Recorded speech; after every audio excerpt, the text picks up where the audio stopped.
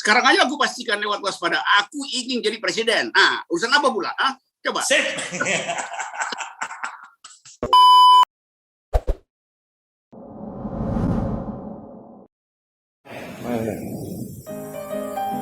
Cerita soal Rocky Gerung ini soft Apa itu?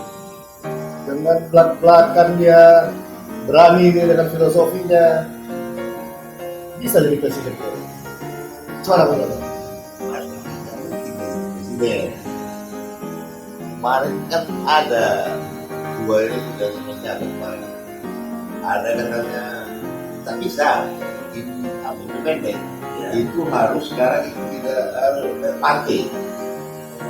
Ada persen lagi. Pikirnya jual kereta itu persen bukannya suara persen. Nah, kan sebelum jadi kritis ya kan, surawa. Begitu jadi nanti lupa dah apa yang dibilangkan kemarin. Hampir semuanya kayak gitu. Semana, ketua.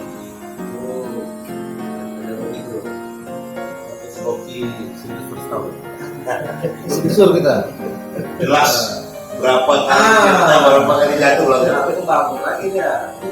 Kalau konsisten di awal kritis berpuasa, itu enggak. Ini konsistennya yang bilang tadi ya. Bisa. Dia akan oposisi. Terus Konsistennya sebagai oposisi. konsisten biasa. Tapi kalau udah duduk bisa lain. Bisa lain. Kursi itu bisa tidur kita dibuatnya. Kan tuh dia. Iya, karena kalau di luar kekuasaan itu masih diterima dan bisa tidur.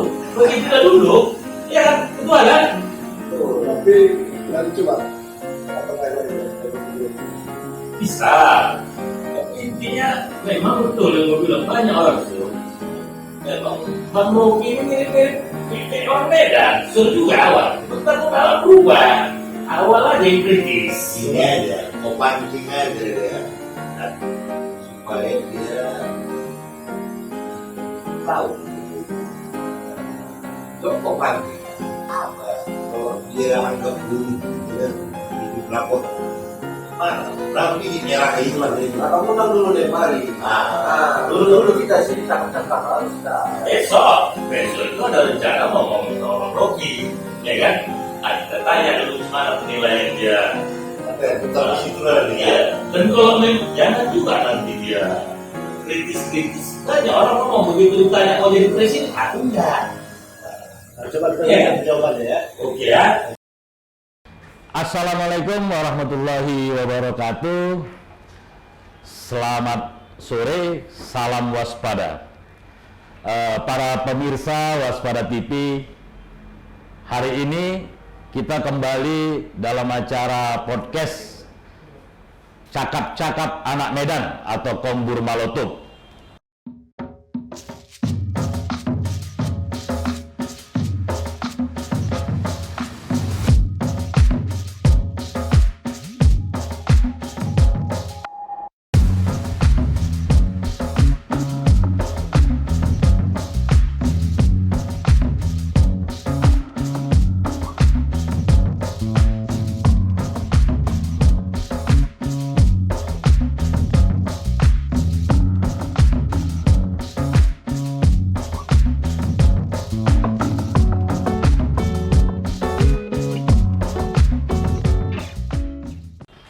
Para pemirsa, hari ini kita kedatangan narasumber yang luar biasa. Namanya cukup populer di seluruh Indonesia karena sepak terjang, jejak rekam, membuat ketar-ketir ini para pemangku kepentingan, para pejabat di kekuasaan. Beliau ini sebenarnya sudah cukup lama ya bergerak dan berkiprah dalam gerakan demokrasi, hak asasi manusia. Beliau dikenal sebagai seorang akademisi, seorang filosof, dan familiar dengan isu-isu feminis, isu-isu tentang filsafat dan yang lain-lainnya. Beliau juga akrab dengan para tokoh gerakan pro-demokrasi dan para legenda aktivis, ada Bang Hariman Siregar, Bang Rizal Ramli, dan ternyata beliau juga senang berdiskusi dan teman akrab dari Presiden Abdurrahman Wahid atau Gus Dur. Beliau juga bukan hanya semata-mata seorang pemikir, tetapi juga aktif melakukan kegiatan-kegiatan advokasi di lapangan. Beliau pendiri Setara Institute, satu gerakan atau satu lembaga yang bergerak di bidang HAM. Beliau juga aktif mementoring gerakan mahasiswa mengisi pendidikan-pendidikan politik, dan nama beliau kembali berkibar ketika beliau terlibat dalam diskusi yang diinisiasi oleh Bang Karni Ilyas dalam bentuk ALC di TV One. Sejak saat itu seluruh media tidak pernah luput dan selalu mengikuti gerak pemikir dan sepak terjang beliau. Untuk itu kita sapa dulu abang kita. Pasti semua para penonton Waspada TV khususnya anak Medan familiar dengan beliau. Ayo kita sapa beliau. Selamat sore Bang Rocky. Casper, Oh siap. Mayor Casper. Baik. Nampakmu kayak mayor. Iya, aduh. Padahal cita-cita aku mau jenderal ini, Bang. Iya, mau ngobrol apa, Casper? Salam ya, teman-teman Ya, milenial, para pembuka belak-belakan di Medan. Siap. Bang, ini kalau pemikiran sepak terjang abang dan yang lain-lain itu anak Medan itu orang Sumut itu sudah familiar, itu sudah akrab. Mereka sudah baca lah dari dulu sampai awal, apalagi terakhir-terakhir ini. Cuman yang mereka ingin tahu banyak WA Waspada, Bang. Bang Rocky ini mewakili ciri khas anak Medan. Terus terang, belak-belakan, terus kemudian apa adanya, tetapi juga cerdas dan jadi inspirasi. Aku mau tanya sama Bang, ini mewakili pertanyaan orang Medan ini, Bang. Ketika ditanya tentang Medan dan anak Medan, apa yang pertama kali terbersit di pikiran Abang? Medan itu ibu kota belak-belakan. Wah. Jakarta tuh ibu kota koruptor. Jadi saya selalu ke Medan dan berupaya untuk nangkap seluruh semacam keajaiban Medan. Wah, keras, tapi selalu dituntun dengan akal sehat. Itu uniknya Medan. Dan nggak ada yang basa-basi di Medan. Kalau di beberapa kota di Jawa itu basa-basinya tinggi sekali itu.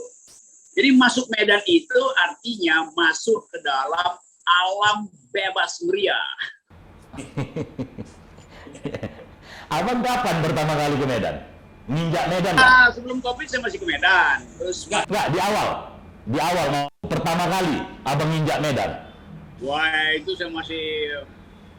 saya lagi naksir anak Medan itu, jadi waktu mahasiswa saya pergi ke Medan buat pacaran. Ya itulah, Iya. mungkin udah lama betul lah, awal-awal ya 70 akhir atau 80 awal saya sering mondar-mandir Medan.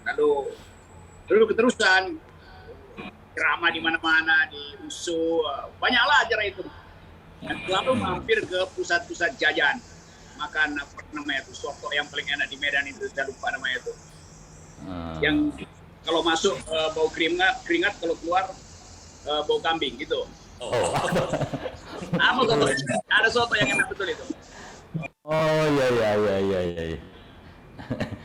Kenapa? Ini kan Abang dari kita diskusi dari sisi sosiologi dulu, Bang ya. Kok Medan ini berbeda kulturnya, Bang? Jawa itu dalam tanda Jawa ya, dalam tanda petik itu feodalisme dalam tanda petik itu masih kuat. Tapi di Medan itu kan kulturnya itu terus terang, feodalismenya itu kan agak lebih minimal gitu. Apa karena dulu ada revolusi Sumatera Timur itu atau gimana, Bang? Beda dengan Jakarta itu kota yang dirancang untuk jadi semacam acuan. Karena itu ada semacam mitos bahwa mengunjungi Indonesia itu artinya masuk melalui Jakarta. Tapi itu kan mitos aja. Seluruh fasilitas yang ada di Jakarta ada di Medan juga. Seluruh makanan yang ada di Jakarta ada di Medan. Yang nggak ada di Jakarta ya itu keterus-terangan. Jakarta kan banyak basa-basi itu. Jadi saya selalu senang bertemu dengan milenial Medan. Terakhir saya masih ngomong dengan kenapa nih suaranya kurang bagus? Saya masih ngomong, kira-kira setahun lalu saya masih ketemu dengan para aktivis Medan, anak-anak mahasiswa yang tingkat 2, tingkat 3, yang ajak saya diskusi tentang environmental ethics, tentang lingkungan. Mereka paham siapa itu Greta Thunberg, mereka bahkan baca Tan Malaka, mereka tahu Antonio Gramsci. Jadi semua pembicaraan intelektual di Medan itu ada justru didiskusikan di kafe-kafe di Medan. Jadi saya ingin agar supaya Medan itu menumbuhkan tradisi berdebat dengan akal sehat, dengan ketajaman argumen di kafe-kafe itu, supaya kafe-kafe itu bukan sekedar tempat minum kopi, tapi tempat minum pikiran. Itu bagusnya Medan. Kan nggak ada basa-basi, kalau dia nggak peduli mau Anda pangkat apa, kalau Anda salah berargumen, ya dibantai juga di situ. Jadi saya senang suasana itu. Iya. Tapi agak bergeser kita. Ada anomali juga, Bang. Kemarin tuh Pilpres justru yang menang 01. Gimana itu, Bang? Ya justru itu artinya ada sesuatu yang ajaib. Saya nggak tahu itu karena manipulasi atau semacam pemalsuan. Tapi saya percaya bahwa Medan itu tetap pusat kebudayaan terbuka. Kalau cuma soal politik itu soal, ya wali kota kan soal kecil lah, itu menang mungkin karena tim suksesnya rajin bagi-bagi amplop, ya bisa aja. Ya saya ada di situ waktu pemilu wali kota di situ, dan kan setiap kali pesawat tiba dalam sebulan itu semua ada menteri. Semua menteri berkunjung ke Medan, ngapain? Buat apa orang berkunjung ke Medan pada waktu itu? Ya tentu untuk menemui menantu seorang penguasa. Ya tajam kali Bang, nanti kena somasi pula tuh kayak Bang Aris.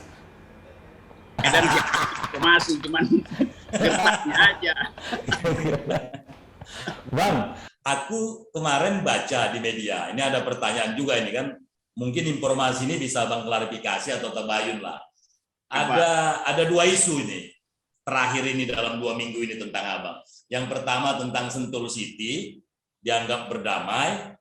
Yang kedua tentang Abang bentuk namanya perhimpunan dalam rangka Sumpah Pemuda itu loh. Apakah ini dalam rangka ormas untuk persiapan 2024 atau ini hanya sebentuk advokasi masyarakat aja? Kira-kira begitu, Bang?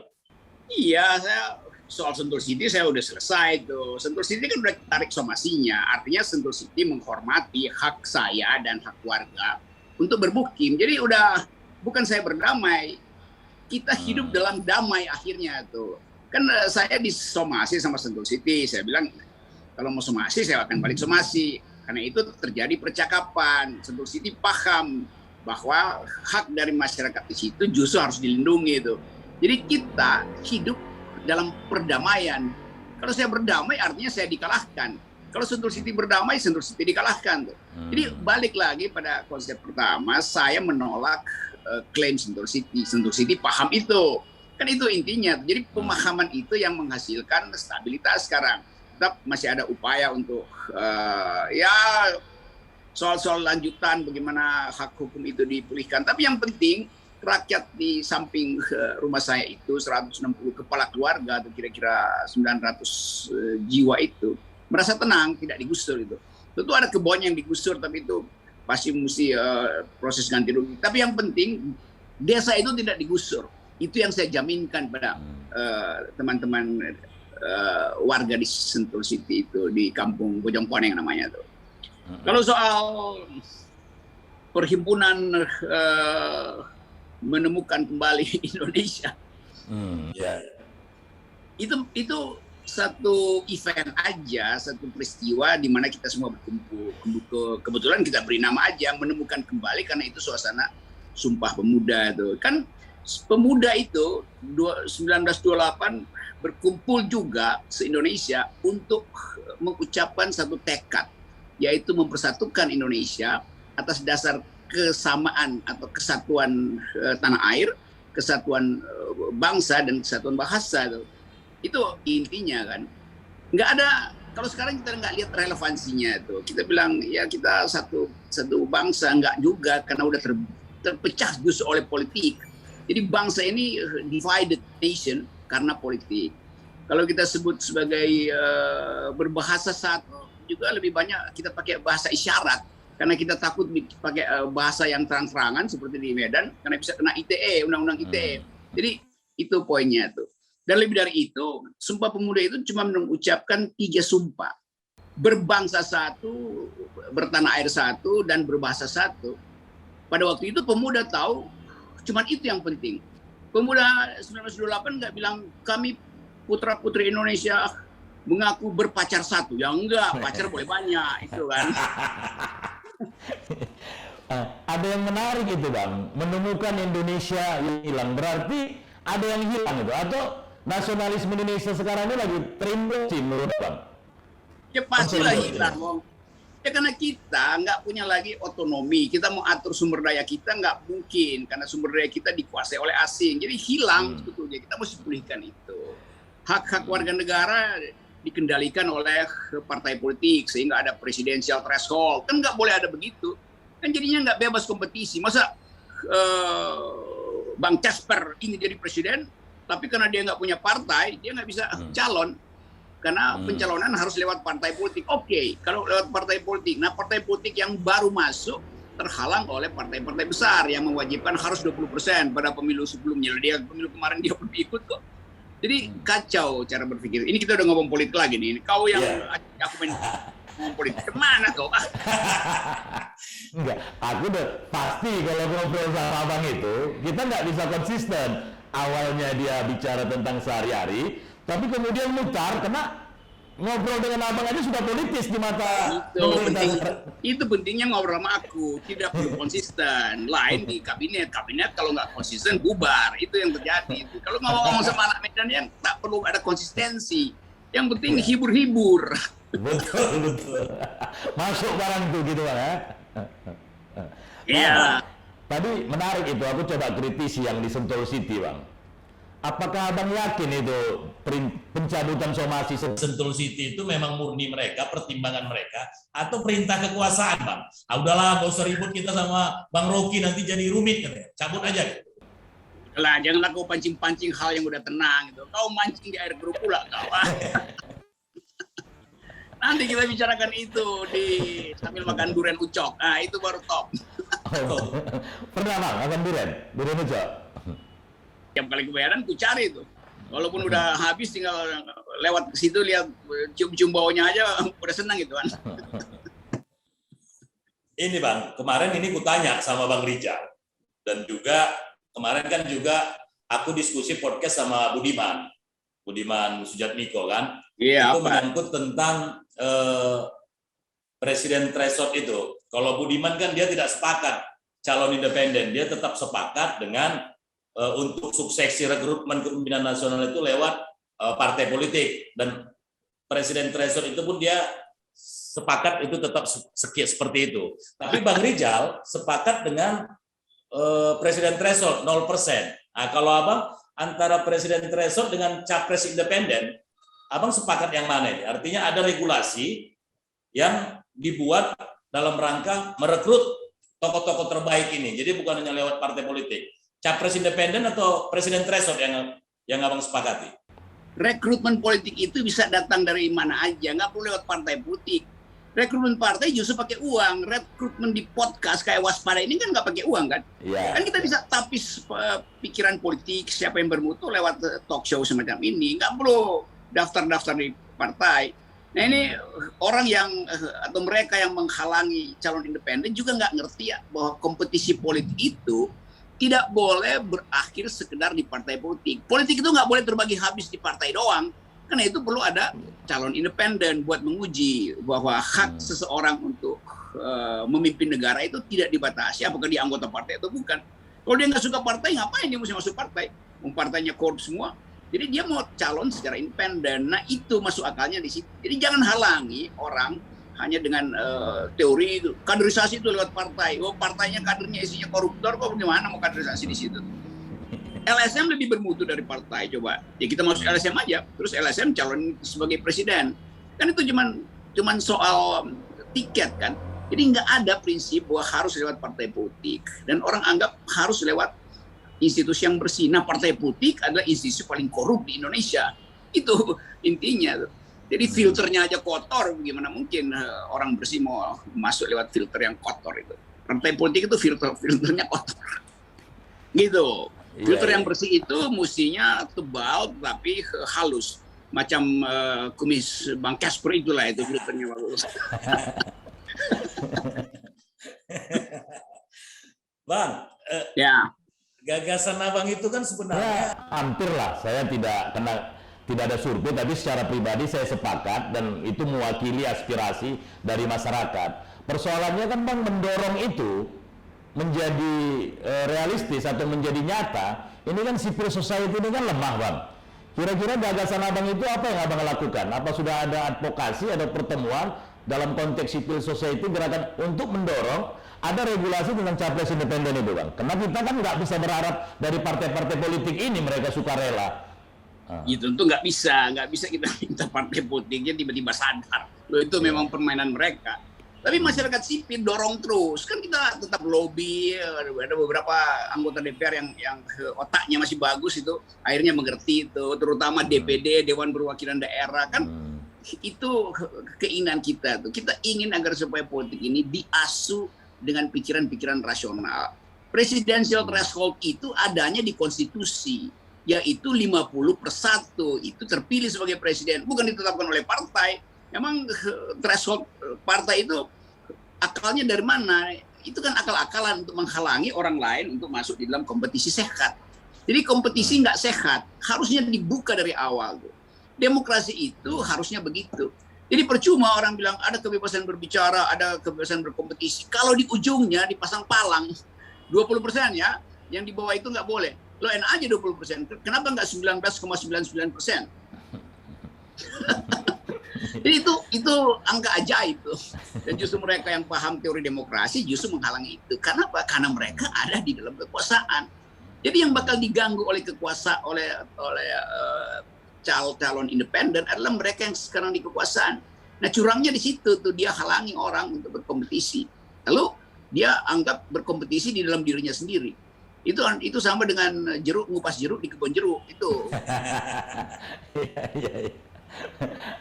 Bang, gini Bang, saya berani bertaruh ini secara pribadi, popularitas Abang itu kalau seandainya ada statement dari Abang, saya siap jadi presiden misalnya.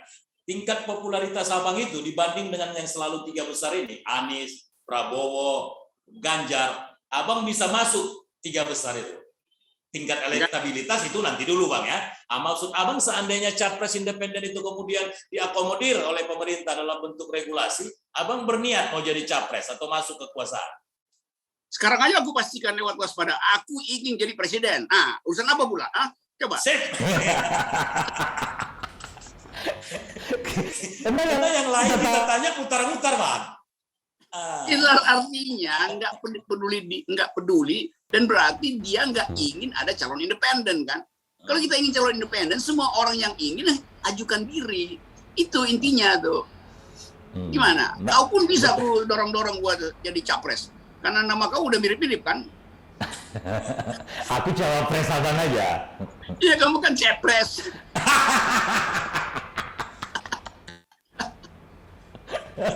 Ya, capres dan caster beda-beda tipis itu. 11-12 itulah. Ngobrol aja. Bang, ada yang menarik dari statement Abang, aku baca ya di beberapa media kan. Abang bilang waktu itu masyarakat Indonesia ini sebenarnya sudah jenuh dengan kekuasaan, tapi mereka cuek. Berbeda dengan elit politik yang oposisi. Itu maksudnya apa itu Bang? Ya, elit politik yang beroposisi selalu ingin kekuasaan itu dipulihkan marwahnya tuh. Kan beroposisi artinya menghalangi kekuasaan itu membengkak, membesar, dan menjadi menakutkan tuh. Kan itu intinya. Nah, masyarakat kita kadang-kala menganggap bahwa udahlah, tunggu aja semacam keajaiban itu. Nah, yang bahaya kalau masyarakat tidak terhubung lagi dengan oposisi. Kenapa? Karena oposisi pindah ke kekuasaan. Kan itu yang terjadi sekarang. Jadi orang ya udahlah, silahkan. Sehingga nanti perubahan politik terjadi dengan baku hantam di jalan gitu kan. Karena oposisi nggak mampu lagi untuk mengucapkan pikiran masyarakat. Kan Pak Prabowo yang tadinya sinyal oposisi, ya sekarang sama-sama satu meja makan dengan Pak Jokowi. Sandiaga Uno juga begitu, ada di dalam kabinet. Dua-duanya teman saya tetap berkomunikasi, kasih pendidik. Tetapi bagi publik yang luas, emak-emak terutama, hilang kepercayaan bahwa Indonesia bisa dipulihkan. Karena contoh kemarin, Pilpres kemarin, yang diminta jadi pedoman oposisi itu akhirnya bergabung dengan kekuasaan. Nah, yang jeleknya dianggap oposisi itu ngegrocoki kekuasaan. Enggak, oposisi itu memang harus ada supaya kekuasaan tidak menjadi otoriter, kan begitu dalihnya dalam demokrasi. Tapi kan begini Bang, ini pertanyaan di masyarakat atau saya lah secara pribadi kan Bang. Oposisi itu kan konstruktif. Masa dari seluruh 7 tahun perjalanan Jokowi ini nggak ada yang baik Bang, yang dibicarakan sama oposisi gitu loh. Kalau ada yang baik dari tadi, dari menit pertama saya udah ucapin yang baik. Kan apa yang tidak ada apapun. Kan saya dalilkan tidak baik, buruk, kan itu saya beroposisi. Kalau si siapa namanya, si Hidayat atau si Budiman, si segala macam bilang ada yang baik, ya dalilkan aja. Dan saya anggap bahwa dalil itu dalil palsu. Kan semua indikator makro menerangkan bahwa Jokowi gagal. Apa yang sukses? Nggak ada yang sukses sama sekali. Ada yang sukses sebetulnya, yang bertumbuh cuman satu, utang luar negeri kita bertumbuh, itu sukses.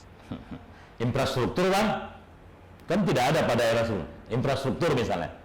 Berapa banyak jalan tol yang sekarang nganggur? Berapa banyak bandara yang sekarang diisi ular karena tumbuh semak-semak nggak dipakai tuh. Bandara yang baru diresmikan di Purwokerto juga dalam 1 minggu nggak ada aktivitas, ditutup lagi itu. Bandara di dekat dekat Tegal itu segala itu tutup. Jalan tol di Kalimantan tutup, jalan tol di Papua tutup. Begitu banyak jalan tol yang tutup, mangkrak. Jalan Trans Sumatera juga terpenggal-penggal dan nggak selesai itu. Jadi ini pasti bangkrut. Kan nggak ada intinya. Lagian ngapain bikin jalan tol sekarang tuh? Bikin jalan pikiran, jangan bikin jalan tol. Atau fundamentalisme melemah Bang di era Jokowi. Misalnya itu, ini saya coba beberapa hal-hal yang menurut dalam tanda petik pemerintah dan orang pemerintah keberhasilan Jokowi. Oke lah, tadi sudah Bang bantah tentang infrastruktur, tentang stabilitas politik makro dan mikronya, misalnya fundamentalisme yang di Indonesia ini melemah. Itu gejala dunia, bukan gejala Indonesia. Taliban di Amerika yang merumuskan Indonesia masih fundamentalis, bukan Jokowi yang rumusin. Jadi terorisme itu isu internasional, bukan isu nasional. Amerika bilang Taliban itu bukan lagi teroris. Karena itu Amerika keluar dari Afghanistan. Kalau Taliban itu teroris, Amerika akan terus ada di situ sampai kapanpun. Jadi karena Amerika bilang nggak ada lagi terorisme di Taliban, maka dengan sendirinya di Indonesia juga dianggap sama itu. Bahwa ada kejahatan teroris, yaitu tinggal kecil-kecilan aja atau letupan-letupan. Ada aja orang yang berupaya untuk dalam terorisme. Tetapi definisi terorisme itu didefinisikan oleh internasional. Dan itu meredup di tingkat dunia. Impact-nya ke Indonesia. Bukan karena kebijakan pemerintah, terorisme karena suasana internasional yang berubah. Itu cara lihatnya. Bukan karena keberhasilan BIN Bang ya, atau BNPT ya, apa namanya? Lah kalau BIN berhasil, barusan institusi Sandi dan intelijen dibobol. Barusan data strategis di mana, di Angkatan Darat apa juga dibobol sama hacker. Jadi di mana berhasilnya? Justru hacker sekarang yang coba memperlihatkan bahwa pertahanan intelijen Indonesia itu rapuh. Nah itu yang justru membahayakan kembalinya terorisme kalau pertahanannya rapuh gitu.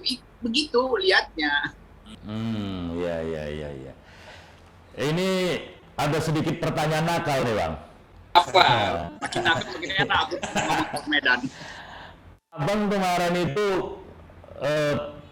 memuji Puan Maharani dan Ibu Mega, bahwasanya Ibu Mega dan Puan Maharani tidak pernah memuji keberhasilan Jokowi, malah terakhir ini mengkritisi. Pertanyaannya itu, ini kayaknya mau bangun koalisi ini dengan Mega dan Puan ini Bang. Karena orang seperti Bang Rocky nggak mungkin melontarkan sesuatu tanpa ada tendensi politik di dalamnya. Ini asumsi elit atau aktivis seperti itu, Bang. Benar itu, Bang? Pikiran saya berubah tiap detik. Kan kita nggak boleh kasih pikiran stabil seolah kita memuji seseorang. Ya Ibu Mega kasih kritik pada Jokowi, tentu saya mesti puji karena saya juga kasih kritik pada Jokowi kan. Demikian juga Ibu Puan kasih kritik. Jadi memang ada hal-hal yang ya Puan bagus, Mega bagus. Ada hal yang Puan buruk, Mega buruk. Ada hal yang Ganjar bagus, ada hal yang dia buruk gitu. Begitu aja. Jadi sikap kritis itu diaktifkan justru ketika sinyal itu muncul. Kalau sinyalnya nggak muncul, saya juga nggak kasih kritikan. Kalau sinyalnya nggak muncul, saya nggak kasih pujian. Kalau sinyalnya nggak muncul, saya nggak kasih makian. Itu kan cuma soal sinyal muncul. Gimana kau? Kayak tak paham aja kalau soal sinyal. Abang bilang tadi kalau Puan bagus, kita puji. Ada Puan bagus, ada Puan baik. Ada Mega baik, ada Mega bagus. Masa Jokowi nggak ada bagusnya, nggak ada buruk Ya, memang Bang. bukan nggak ada, sedang tidak ada gitu. Begitu ada saya pasti puji. Begitu ini, tapi saya udah lihat 7 tahun nggak ada tuh. Apa yang nggak ada? Seluruh indikator ekonomi memburuk, indikator civil liberties memburuk. Barusan kita lihat apa namanya semacam kegemparan karena Sukmawati, putri Presiden Soekarno, pindah agama dari Islam ke Hindu itu biasa aja, tapi jadi heboh segala macam. Kenapa? Karena Pak Jokowi gagal menerangkan fungsi kewarganegaraan. Kalau Pak Jokowi tahu apa yang disebut kewarganegaraan, maka nggak ada perseteruan di antara warga negara. Warga negara itu nggak harusnya bersahabat bukan karena agama, tapi karena keadilan sosial. Jadi kalau terjadi keresahan, ya karena Pak Jokowi tidak berhasil menghasilkan yang disebut the idea of citizenship gitu. Itu intinya tuh. Kan begitu cara melihatnya. Jadi tetap tidak ada semacam keakraban berwarga negara tuh. Nanti yang sana bilang ya tapi Jokowi kan disebut jenius oleh profesor dari Singapura. Ya iya, itu karena profesornya ada honornya. Saya juga kalau dikasih honor, aku minta supaya kau ucapkan itu berhasil kan. Jadi begitu aja, nggak ada. Jadi itu nggak fairnya begitu. Akademisi nggak boleh karena honor lalu memuji itu. Akademisi memuji kalau ada fakta dan fakta itu dianalisis dalam perbandingan gitu.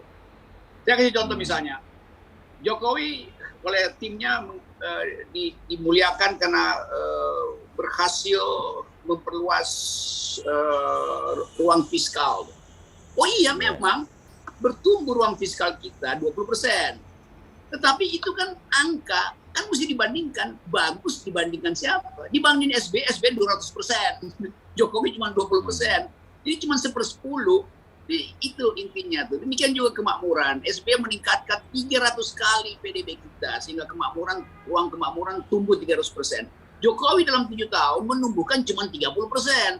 Saya akan bilang ya bagus Jokowi naikin 30%. Dari mana? Dari 0. Kalau dari 0 ke 30 bagus. Tapi kalau dibandingin SBY 10 kali lipat dari Jokowi. Jadi Jokowi ya tidak bagus. Kan begitu cara kita melihat data. Jadi bagus tidak bagus itu evaluasi data. Bukan karena saya benci atau senang pada seseorang. Enggak. Itu fakta itu ada di catatan financial market dunia, ada di catatan bank, World Bank, segala macam, ada di catatan redaksi waspada, kan ada semua itu. Tapi kan berbeda dia Bang, kondisinya memang di tingkat Jokowi 30% kenaikannya, SBY sekitar 100%, tetapi kan situasi sekarang ini kenaikan 30% ini kan dijadikan atau dilakukan oleh Jokowi dalam situasi memang fluktuasi ekonomi itu memang di tingkat dunia dan mikro itu juga menurun Bang, ini bukan prestasi. Kalau di SBY kan lebih stabil Bang situasi ekonominya, misalnya begitu Bang. Tahu kayak baca laporan des ekonomi dari wartawanmu tuh. Ini saya terangkan ya. Ada pertumbuhan ekonomi di Indonesia. Oke, memang ada pertumbuhan. Tetapi data terakhir mengatakan pertumbuhan itu tidak dinikmati oleh rakyat.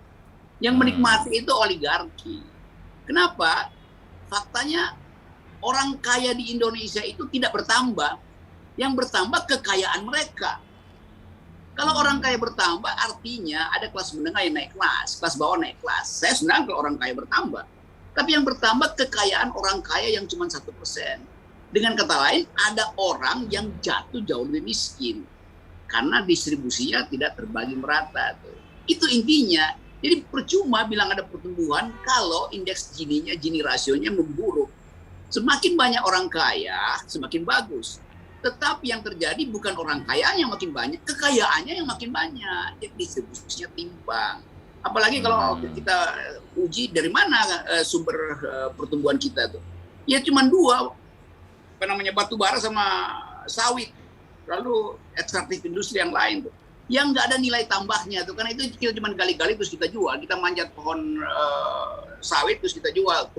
Itu bagi milenial tuh apa susahnya manjat-manjat pohon terus dijual tuh. Dan itu bukan kebun rakyat, bukan tambang rakyat, itu tambang dari mereka yang dapat konsesi monopolistik dari negara, dari pemerintah. Nah, kita mesti bongkar itu supaya kita bisa katakan kita menganalisis dari perspektif Medan yang belak-belakan. Iya. Oke. Ini akhir ini Bang ya.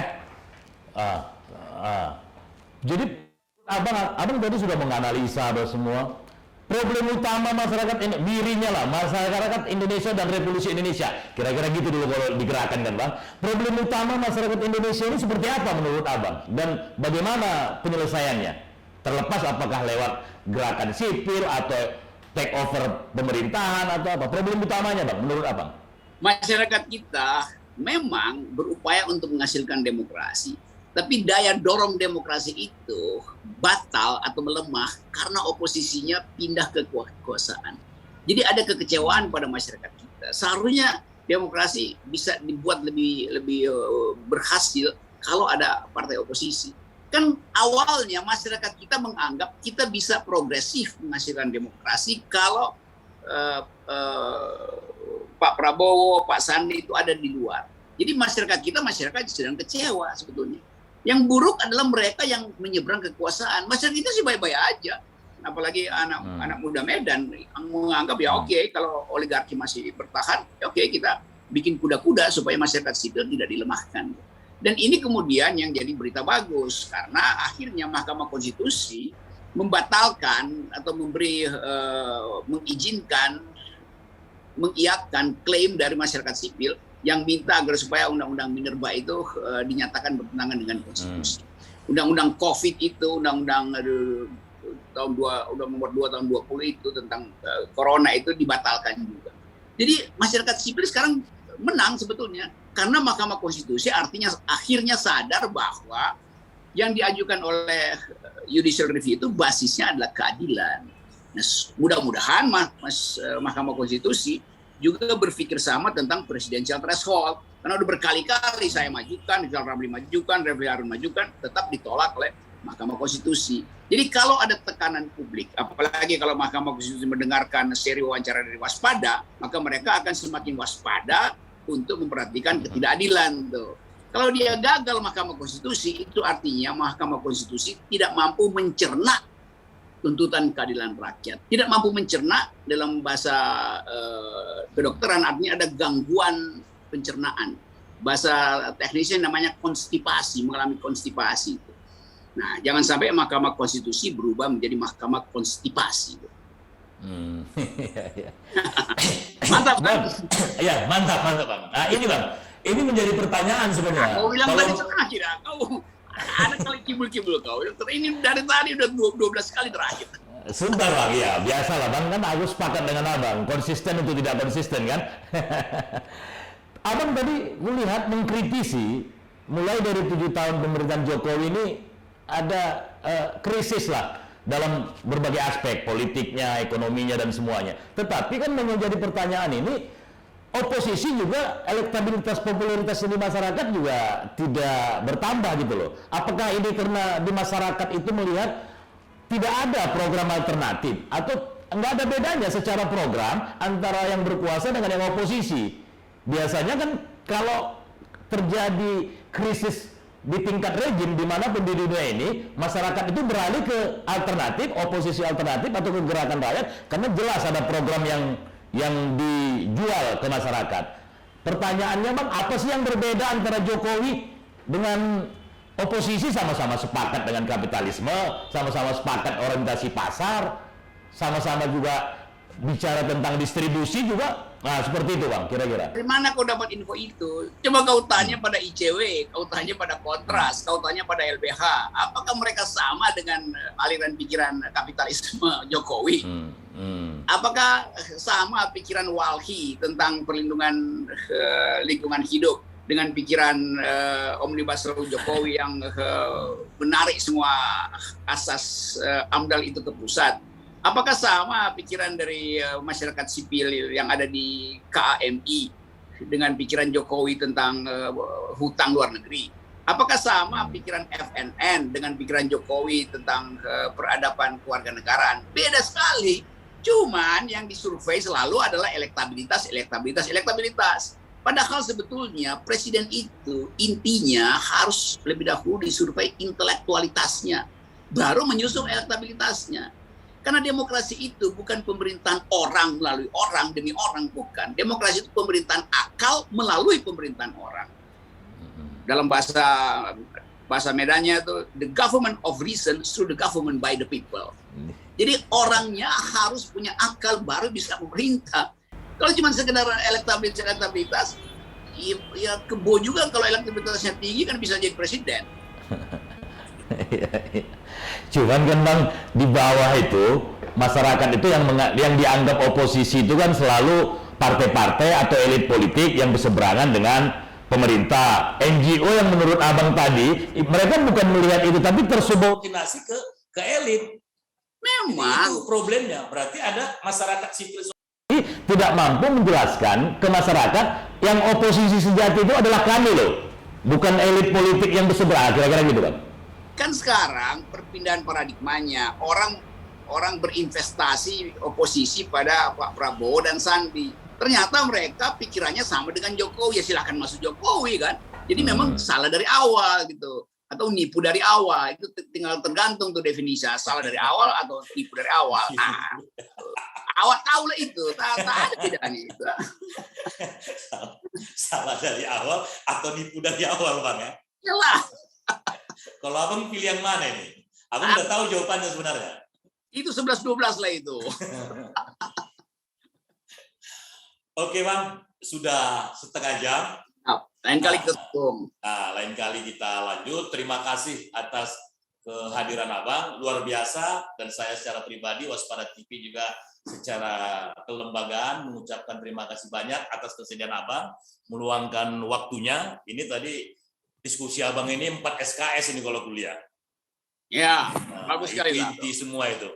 Iya, mudah-mudahan aku mesti cepat-cepat buru-buru karena aku janji dengan ini orang Medan juga, aku lagi mau ngobrol sama kenal Lokot Nasution. Oh, kenal.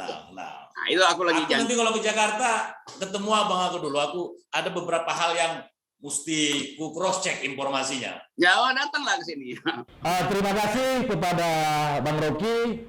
Mudah-mudahan diskusi ini bisa mencerahkan, memberikan inspirasi kepada masyarakat Kota Medan dan juga warga Sumatera Utara.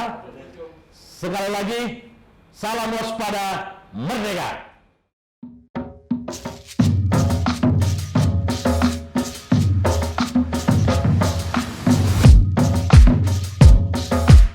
Hang Tua, oke. Aku tahu semua hal yang dilakukan oleh Hang Tua dan Hang Muda. Terus karena dunia sekarang beroperasi karena inisiatif kaum milenial. Jadi ide ini yang mesti diaktifkan itu. Jadi sayang kali yang wawancara jangan si Casper, dia udah kelihatan tua dia, mesti yang milenial.